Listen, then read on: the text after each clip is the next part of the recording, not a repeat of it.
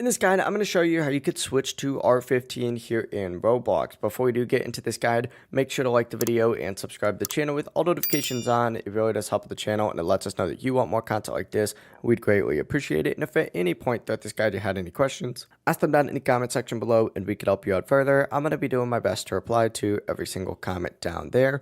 But if you're using R6 and you need to change it for newer features like emotes and layered clothing, here's what you're going to want to do. Go over to Avatar on this left-hand sidebar, select it, and if you're in Marketplace, go ahead and immediately switch over to Customize, and then go to the Body tab just like so. Now, once you're in this little Body tab on the right-hand side, you just need to look for these like little body settings and select it, and then find the option for body type or scale settings, select it, and then you're going to be able to go ahead and switch between R6 and R15 just by filtering between them just like so.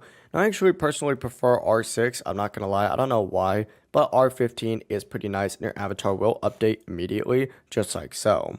But that really is it. You're not going to be using the R15 avatar style. If you guys have any questions, ask them down in the comment section below and we could help you out further. I'm going to be doing my best to reply to every single comment down there. Before you do leave this guide, make sure to like the video and subscribe to the channel with all notifications on. It really does help us out. Let us know that you want more content. Have a great rest of your day though. Peace.